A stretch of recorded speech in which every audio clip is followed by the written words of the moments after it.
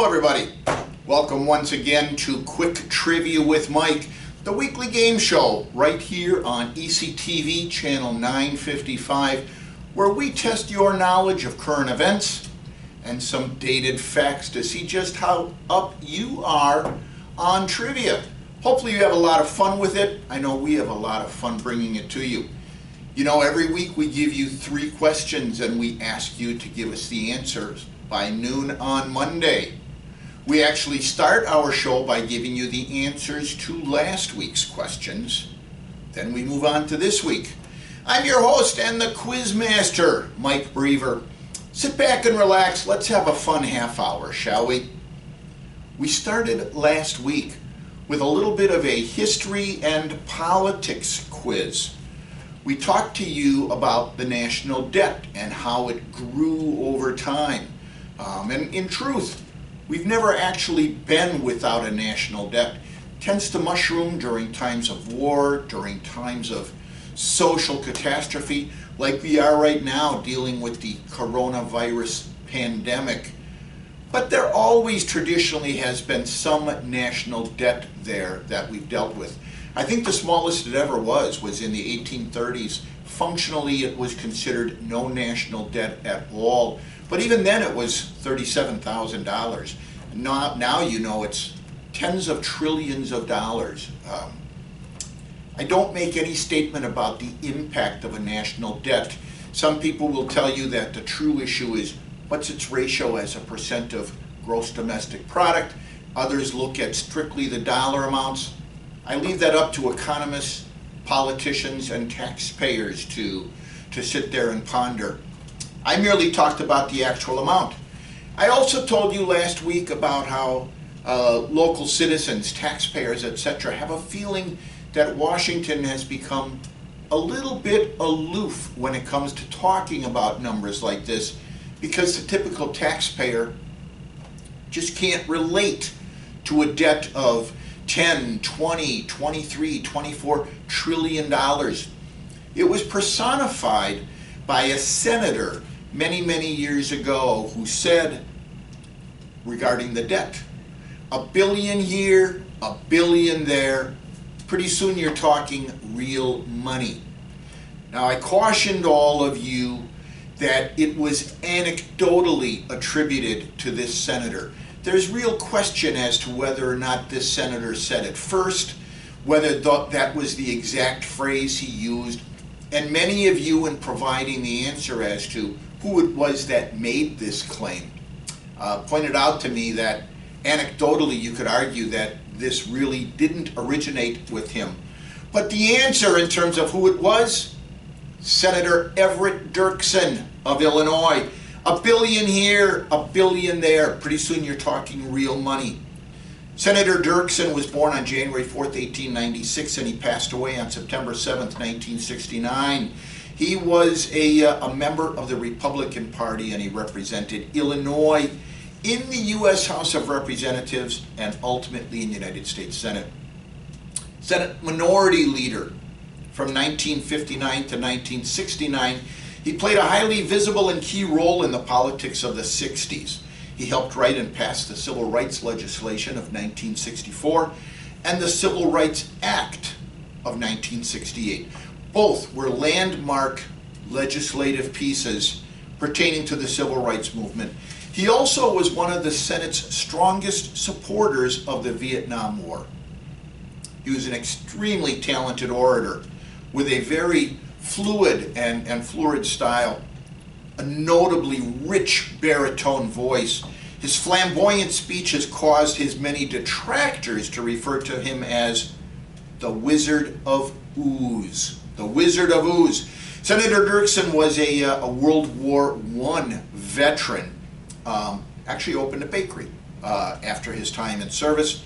From there he served on the Pekin City Council, after which he won election to the House of Representatives in 1932. He was considered a moderate and a supporter of the New Deal in the 30s. He became a conservative and an isolationist over time, but reversed himself to support the United States entry into World War II. He ultimately won election in 1950, and he served until his death in 1969.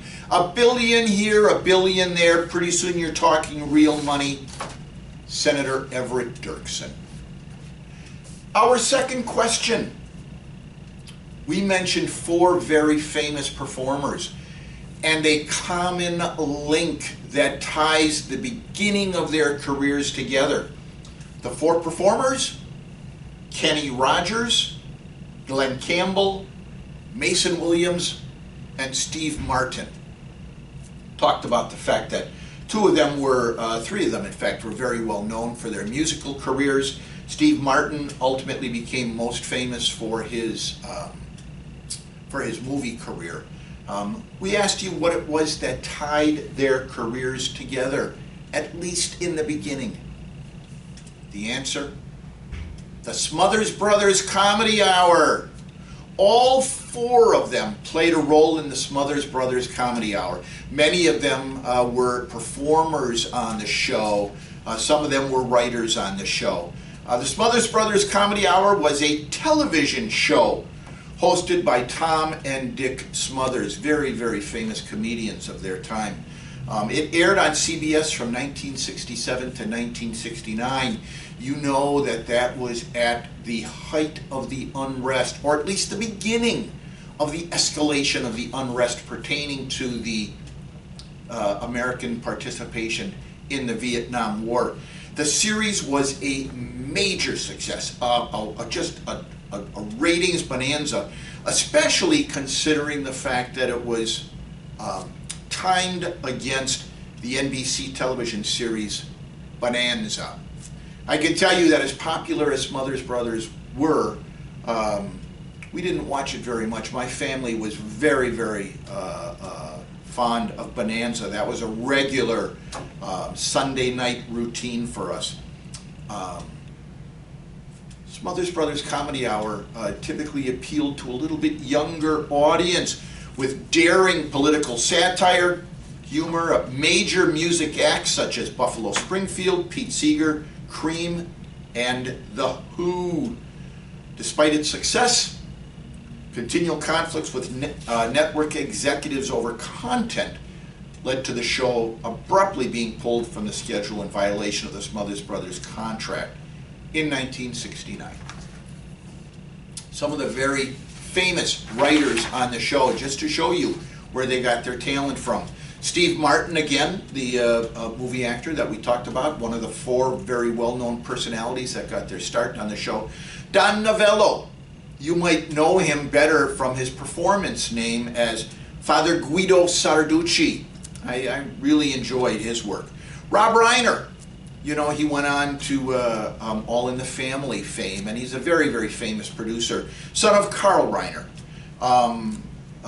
Also, perennial presidential candidate Pat Paulsen was a writer for the show, as well as Albert Brooks. Most of you, if you're familiar with the name, probably know Albert from his work on Saturday Night Live. So there you go. The 4 performers: Kenny Rogers, Glenn Campbell, Mason Williams, and Steve Martin. The link to their early careers: the Smothers Brothers Comedy Hour. Our third question had to do with vice presidents of the United States. I read off the names of George Clinton, Elbridge Gerry, Daniel Tompkins, Richard Mentor Johnson, George Dallas. I asked you, those 4 as well as several others, who are they? Do any of you recognize their names? Well, they are all past vice presidents of the United States.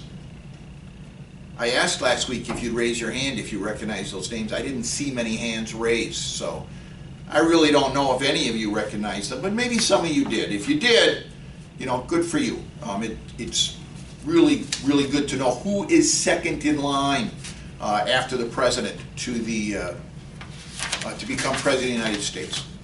My question to you was that a lot of times in politics there's a natural pecking order, a stepping stone, if you will. You go from Congress to Senate. Maybe from Senate you get elected vice president. From vice president, someday maybe you run for president and maybe you end up getting elected. I asked you, How many vice presidents went on to serve as presidents?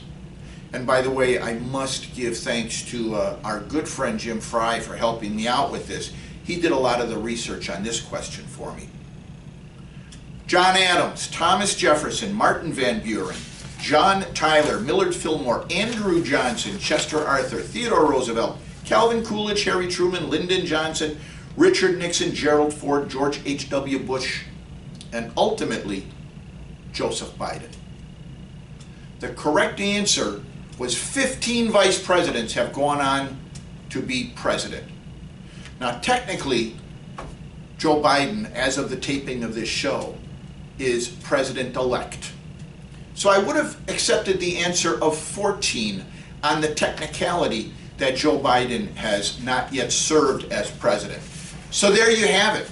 The technical answer was 14, but you know that as of January 20th, it will be 15.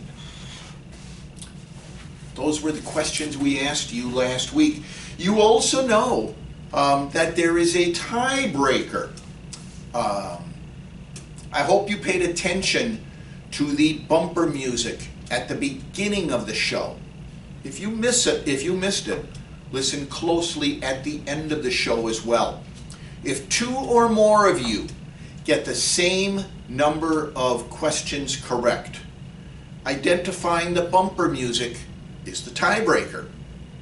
What was it last week? I Got Rhythm. I Got Rhythm was the bumper music last week. It was a piece composed by George Gershwin. The lyrics were by Ira Gershwin. Published in 1930, and it became a jazz standard. Its chord progression, known as the rhythm changes, is the foundation for many other popular jazz tunes, such as Charlie Parker and Dizzy Gillespie's bebop standard, Anthropology Thrivin' in the Riff. The song originally came from the musical Crazy Girl, which also included 2 other hit songs, Embraceable You and But Not For Me. So there you have it, the bumper music from last week and the tiebreaker, the Gershwin tune, George and Ira Gershwin, I Got Rhythm. How many people won last week? Well, many of you participated last week, and I'm very grateful. In addition, a lot of you haven't sent in answers to questions, but you stopped me in the hallways over the last week and told me just how much you enjoy the show. Frankly, that means a great deal to me. I enjoy doing the show. It means a great deal to me that you take the time to stop me and tell me that you enjoy it as well. Even if you don't send in answers, please do so. I know on behalf of my producer, Scott McFerrin, my artistic director, Cooper Ledvina, we all appreciate knowing that you enjoy the show. How many people got the same number of questions correct and identified the bumper music as a tiebreaker? We had 2. Alex Hill and Sandra Meyer got all 3 questions correct, with the understanding that the question about vice presidents becoming president, I would have accepted 14 or 15, depending upon how you interpret Joseph Biden. Alex and Sandra got all 3 correct, and they not only identified the bumper music as I Got Rhythm, but they both correctly identified it as I Got Rhythm. A lot of people misname it and call it I've Got Rhythm, which actually would be the better grammatical English. But I Got Rhythm. So Alex Hill and Sandra Meyer, welcome back to the winner's circle. I know Alex is returning. Sandra is stepping up again. You remember last week I had to give a sincere apology to Sandra. She actually won 2 weeks ago, and I did not identify her in last week's show because I missed her email with the answers. So there you have it. Alex Hill, Sandra Meyer, welcome back to the winner's circle. It's great to see you again. Let's move on to this week's questions, shall we? We're going to go off a little bit onto Broadway musicals. Let's take a look at one of the most famous of all time, West Side Story. It's a musical with a book written by Arthur Lawrence, music by Leonard Bernstein, I think, and lyrics by Stephen Sondheim. It was inspired, of course, by the great William Shakespeare play Romeo and Juliet. The story is set in the Upper West Side neighborhood in New York City in the mid-1950s, a multiracial, blue-collar neighborhood. The musical explores the rivalry between the Jets and the Sharks, two teenage street gangs of different ethnic backgrounds. The Sharks, of course, from Puerto Rico. The Jets are a white gang. The young protagonist, Tony, a former member of the Jets and best friend of the gang's leader, Riff, falls in love with Maria, the sister of Bernardo, the leader of the Sharks. The play itself focuses on social problems, and it marked a turning point in American musical theater. Bernstein's score for the musical includes the Jet song, Something's Coming, Maria, Tonight, America, Cool, One Hand, One Heart, I Feel Pretty, Somewhere, G, Officer Krupke, and A Boy Like That. The original Broadway play was originally aired in 1957. It was nominated for 6 Tony Awards, including Best Musical, in 1958. A 1961 musical film adaptation, and frankly, I've never seen the play.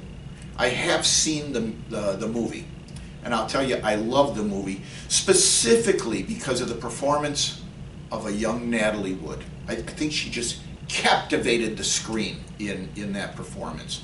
Many of you might remember her from Miracle on 34th Street as the young girl questioning her belief in Santa Claus, but I think West Side Story really was what put her on the map.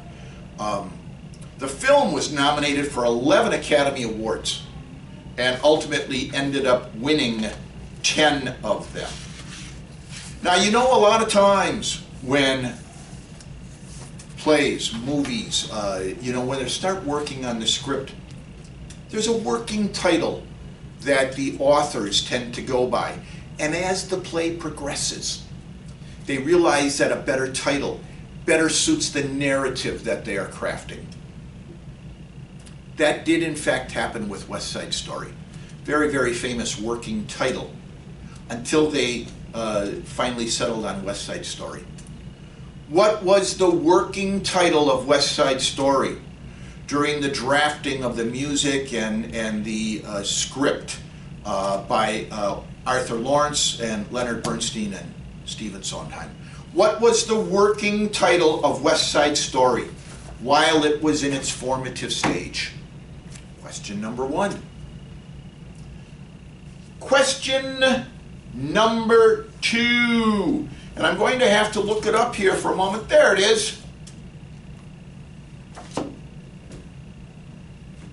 going to go a little bit into political history. Henry Kissinger, born Heinz Alfred Kissinger on May 27, 1923, an American politician, diplomat, and geopolitical consultant who served as Secretary of State and National Security Advisor under the presidential administrations of Richard Nixon and Gerald Ford. He was, in fact, a Jewish refugee who fled Nazi Germany with his family in 1938. At that time, of course, he was only 15 years old.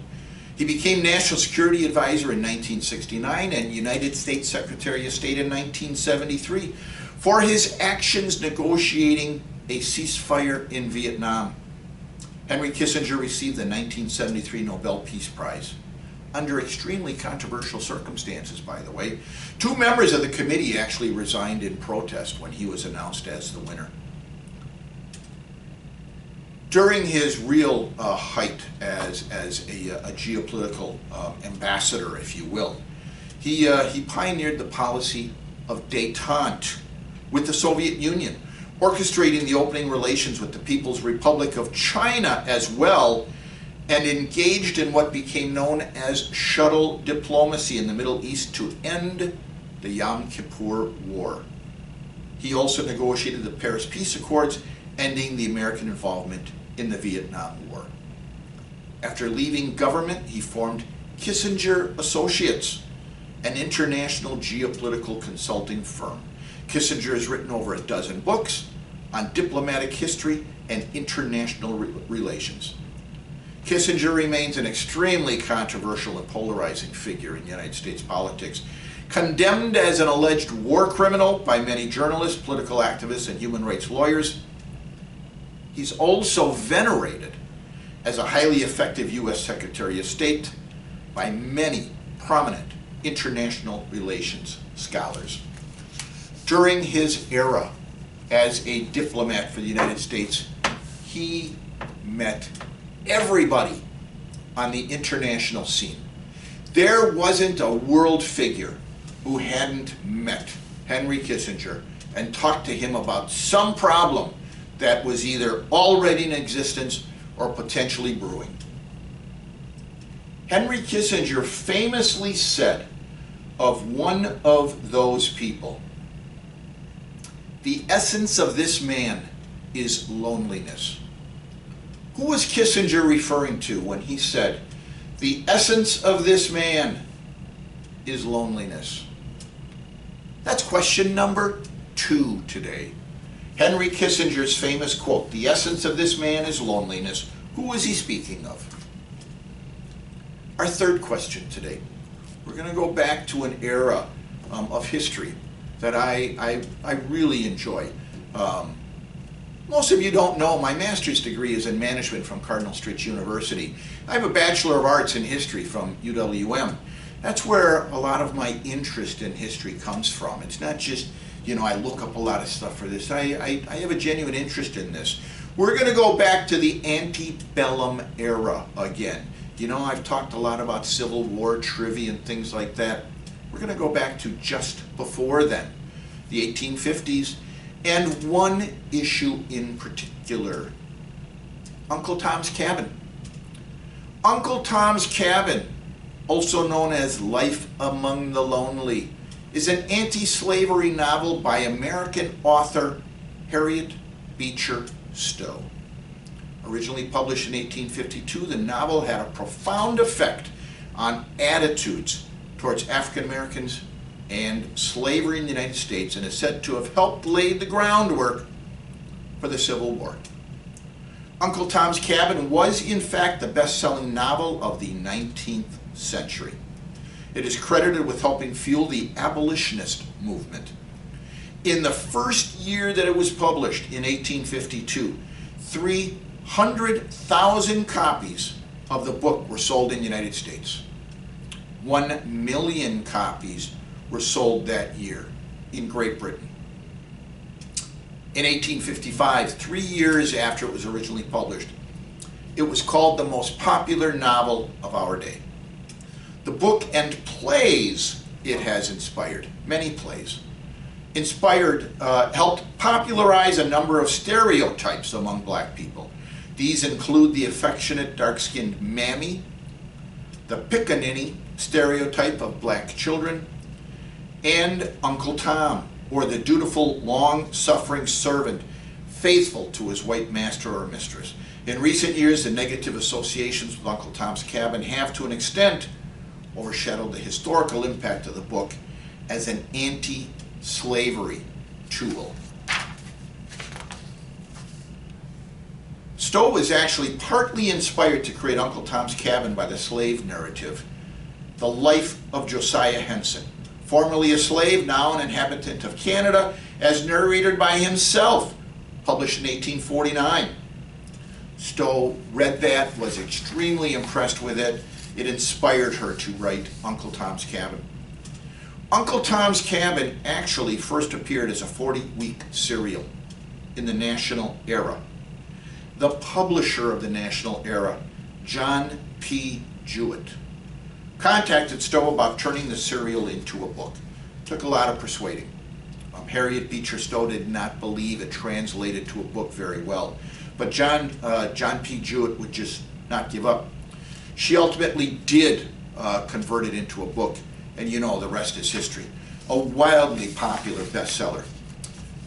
In fact, the book was translated into all major languages. The book, of course, opens with a Kentucky farmer named Arthur Shelby facing the loss of his farm because of his debts. He comes up with the idea that selling Uncle Tom, who was his manservant, and Harry, the son of Emily Shelby's maid, Eliza, could pay off his debts and potentially salvage his farm. When Eliza overhears Mr. and Mrs. Shelby discussing plans to sell Tom and Harry, Eliza determines to run away with her son. However, Tom is in fact sold to a Mr. Haley, and it takes him on a riverboat down the Mississippi River to New Orleans. Tom is intended to be sent to a slave market. While on board, he meets Eva, an angelic little white girl, and quickly they become good friends. Eva, in the course of their journey, actually falls overboard.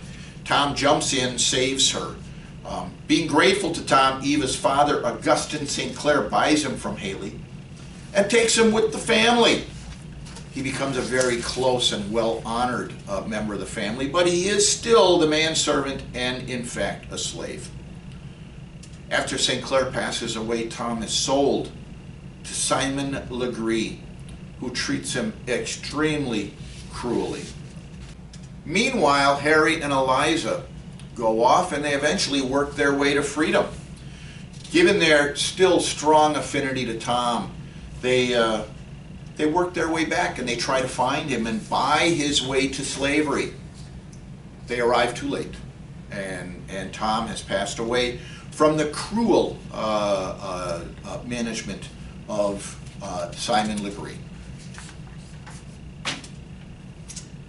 Once again, just a wonderful novel, and it truly was a catalyst for the abolitionist movement.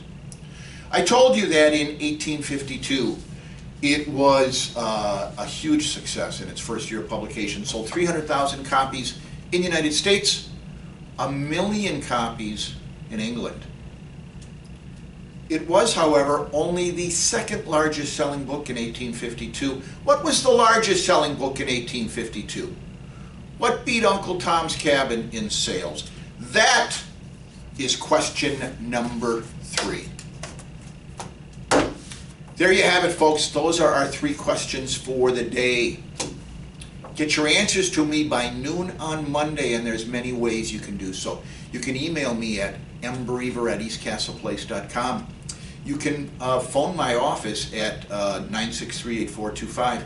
I know I gave you the email address and the phone number way too fast, but you know, really, if you call the receptionist downstairs, they'll give you either the phone number or the email address. You could also write your answers down on a slip of paper.